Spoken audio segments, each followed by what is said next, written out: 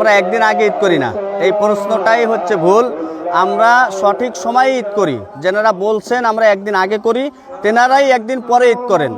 যেমন চাঁদের গণনা হিসাবে আজকে ঈদের তারিখ আসে, পৃথিবী একটা, চাঁদ একটা, আর সেই হিসেবে চাঁদ দেখা যাবে। তো নতুন চাঁদ দেখা যাওয়া মাত্র এই ধর্মীয় অনুষ্ঠানগুলো উদযাপন হবে।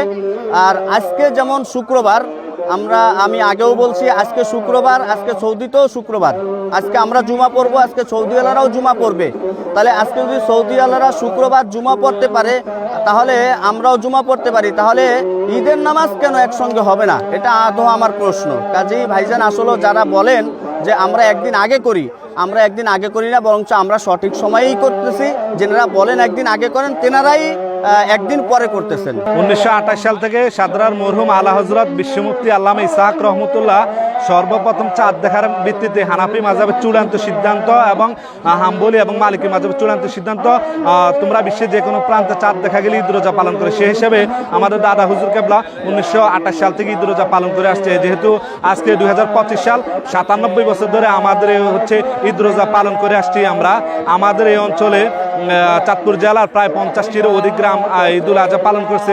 আজকেও চাঁদপুরের হচ্ছে নতুন করে আজকে একটা ঈদের জামাত চালু হয়েছে, সেটা হচ্ছে আমাদের মাওলানা আব্দুল আহাদ সাহেব চালু করেছেন কামরাঙ্গার ওইদিকে। তো আমাদের এভাবে হচ্ছে প্রতিদিনই আমাদের ঈদুল আজহার, আজকে যেহেতু কোরবানি ঈদ, এবছর রোজার ঈদও অনেক বেশি জামাত বৃদ্ধি পেয়েছে এবং কোরবানি ঈদও আমাদের অনেক জামাত ইনশাল্লাহ বৃদ্ধি পাচ্ছে এবং আশা করি বাংলাদেশ একটা সময়ে একই দিন ঈদ পালন করবে সারা দুনিয়ার সাথে।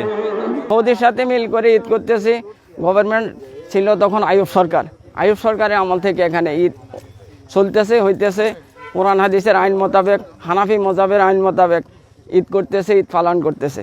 ওনার বর্তমানে যে ফিসাব আছে, ওনার বাপ মোহাম্মদ ইসাক মালানা ওইখান থেকে ঈদ করে যেতে আছে।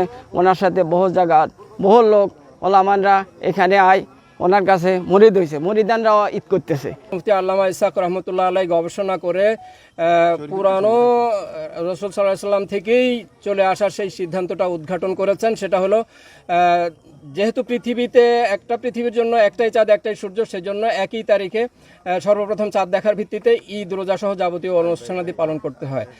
আর সেই আলোকেই তিনি 1928 সাল থেকে সাদরা দরবার শরীফে শুরু করেছেন এবং এটা সারা দেশের বহু জায়গায় আজকে অনেকেই ঈদের নামাজ আদায় করছেন এবং রোজাও সেভাবে পালন করছেন।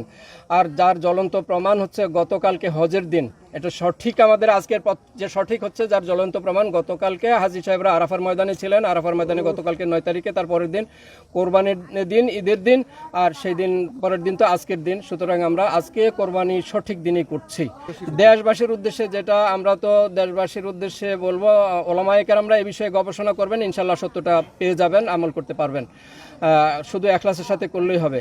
আমরা এই জন্য ওলামায়ে কেরাম সহ গোটা দেশবাসী, গোটা জাতির এই অস্থির অবস্থার মধ্যে ঈদের নামাজে আমরা দোয়া করেছি, আল্লাহ পাক যেন অশান্ত পরিস্থিতিকে শান্ত করে দেন, গোটা জাতির যেন সার্বিক কল্যাণ আল্লাহ পাক নসিব করেন।